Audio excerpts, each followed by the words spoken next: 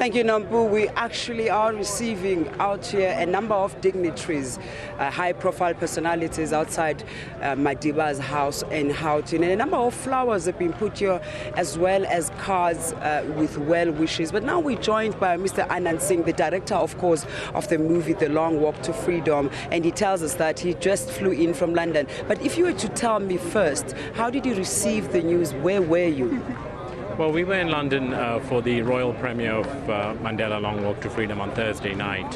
And at about 15 minutes before the movie ended, I received a note that to call Zinzi Mandela, who was in London with us. And I learned from her, and we decided that we were going to let the movie play. The royals were there, and it was only 15 minutes left. And at the end of the movie, Idris Elba, who plays Madiba, and I went on stage, and I made an announcement of the sad news.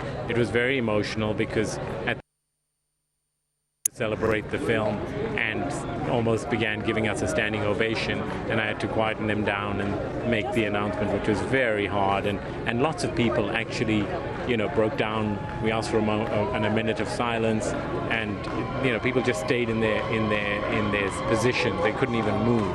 It was very emotional, and and even the royals, even the royals, they, for the first time ever, William came out and made a comment to the media about this sad news and how much they loved and respected Madiba.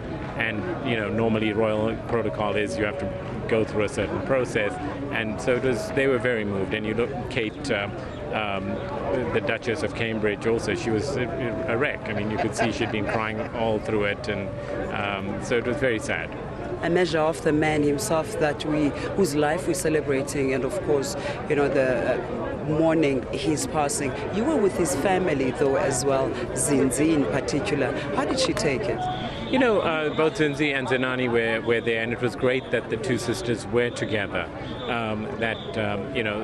Zenani is ambassador to Argentina, but at this time, to have the two of them, having grown up together, be together, they gave each other support, and we lent as much as we could. But it was really something that, that the friendship and the camaraderie of everybody, having people like Idris Elba, and the people that worked on the film that were there, Tony Koroke. It was good to have a South African presence with the British, and I think it just helped bond.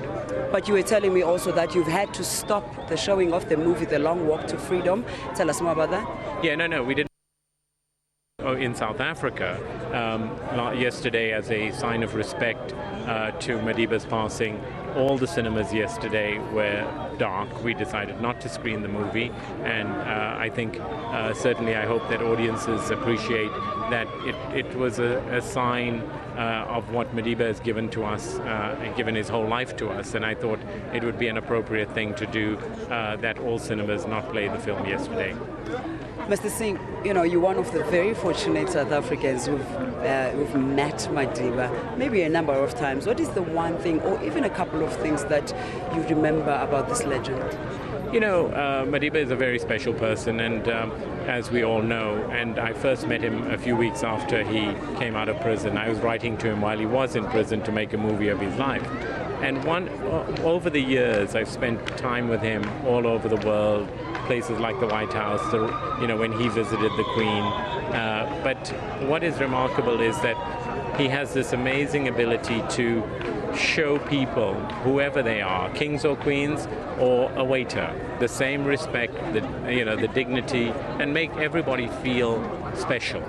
And I think you look around the world today, you have leaders, they take their leadership quite seriously, and it's about them rather than the people that they serve. And I think that's the one remarkable thing. But Madiba always cares for others.